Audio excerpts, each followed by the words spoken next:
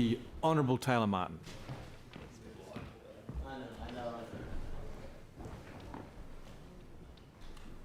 Thank you, Mr. President. I rise to associate myself with the motion that was passed in this House last week, expressing our profound sorrow at the death of our beloved Sovereign, Queen Elizabeth II.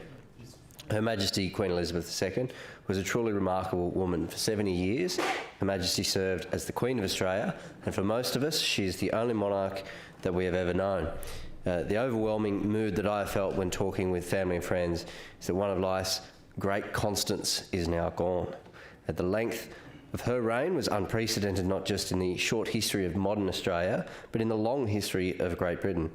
That constant can be measured in many ways. During her time as our monarch, there were 16 Australian Prime Ministers and 16 Australian Governors-General. Our population almost tripled, and she visited our state 12 times. Over the past 70 years, there was widespread social, economic and technological change around the world, including here in Australia. Yet, with Her Majesty Queen Elizabeth II as monarch, we enjoyed great peace and political stability through that time. As the Premier said on her passing, Her late Majesty will forever be connected to pivotal moments in our state's history. She officially opened the Parliament of New South Wales in 1954, Sydney Opera House in 1973, Parramatta Stadium in 1986 and Darling Harbour in 1988. On her first trip to Australia, the Queen toured the city of Newcastle with the Duke of Edinburgh, arriving by train at Newcastle Station and being officially welcomed at City Hall before visiting No. 1 Sports Ground at BHP Steelworks, Stockton and also Newcastle Airport. The headline that day in the Newcastle Morning News was Queen enchants Newcastle. More than 250,000 people, well in excess of half the region's population at the time, came out to see the Queen that day, and the paper paints a picture of a town that turned out to see their Queen, and it said that spontaneous outbursts of cheering by thousands of people of all ages, most of them waving flags, marked the royal progress. Every doorway and window was filled with people who joined in the cheering. Hundreds of small craft were on Newcastle Harbour as the royal barge carried the Queen and the Duke over to Stockton. Mr. President, on her journey to Newcastle that day, the Queen travelled by train, and at Gosford and Wyong stations, local residents gathered to catch a glimpse of the royal train.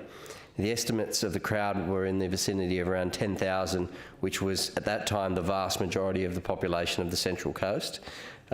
Many had slept alongside the train line overnight in the rain to get a spot to capture a glimpse of Her Majesty on that day. The train reportedly slowed down to just 8 miles per hour, with the Queen and the Duke standing on the rear balcony, allowing locals to get a glimpse and experiencing the magic of monarchy that day. Queen Elizabeth II made a further 3 visits to Newcastle during her time as monarch in 1970, 1977 to open the Newcastle Art Gallery, and in 1988 to open Queen's Wharf. I unfortunately never had the opportunity to see Her Majesty the Queen myself, so I did not get to experience the sensation aptly recalled by Sir Robert Menzies that colleagues had mentioned and quoted here earlier tonight. I personally will remember Queen Elizabeth II for her service, her sacrifice, her grace, her dignity and her humour. The Queen was patron of over 500 organisations in her lifetime, from charities and military associations to professional bodies and public service organisations. The Queen was also a war veteran. She was just 13 years old when World War II began. She was an important morale booster for children who had been billeted away from UK cities that were under bombing attacks throughout the war. But in the final year of the war, the Queen joined the Auxiliary Territorial Service and learnt basic motor mechanic skills, how to drive a lorry as well. These mechanical skills are apparently something that she retained throughout her life, and like her husband, the Queen was very fond of Land Rovers and could be seen quite often nearby Balmoral driving her Range Rover. In addition to her public roles, the Queen was also the wife, of course, to Prince Philip. She was the mother of our new King Charles III, Anne the Princess Royal, Prince Andrew the Duke of York and Prince Edward the Earl of Wessex. She had 8 grandchildren, including our future King, William, Prince of Wales, and also a great-grandmother to 12. Queen Elizabeth sets a very high standard and a strong precedent for future kings and queens of Australia.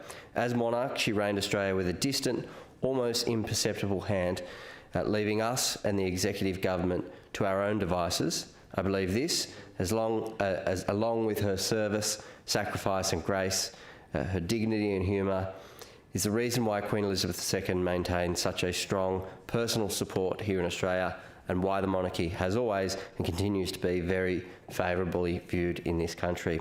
I want to make a few remarks on the last 2 weeks since the death of Queen Elizabeth II. We expected the United Kingdom to experience a public outpouring of grief and deep mourning, of course. However, I think the emotion that many Australians have experienced have taken themselves by surprise. Our emotion here may not necessarily have been expressed through tears and sadness, but it is clear that the vast majority of Australians have been moved by the death of Queen Elizabeth II. As I have already expressed, the admiration that the Queen enjoyed in Australia was particularly high. However, on a personal level, watching King Charles III and his siblings, and Prince William, Harry and their current cousins, we could all relate to the private grieving that they are going through, and I offer my condolences to the King and his family. I thank them for sharing the Queen with us for over 70 years, and also for allowing us to share in their grieving for their matriarch and our monarch over the past 10 days. Mr. President, at the age of 21, then Princess Elizabeth declared that my whole life, whether it be long or short, shall be devoted to your service. I doubt she comprehended at that time how soon she would then be the sovereign, and how hard and how long she would have to work to honour that vow. But I want to say at this moment, she did honour it, and we admire her for it. Finally, I want to pay tribute to the King. He has had a long and demanding apprenticeship, and I admire him for the poise and dignity that he's displayed, particularly over the last 2 weeks and over the past 70 years. I'm looking forward to the reign of King Charles III. I do hope that he will join us and sit in that chair just behind you, Mr. President, in 2 years' time when we commemorate the Legislative Council's forthcoming bicentenary. God save the King.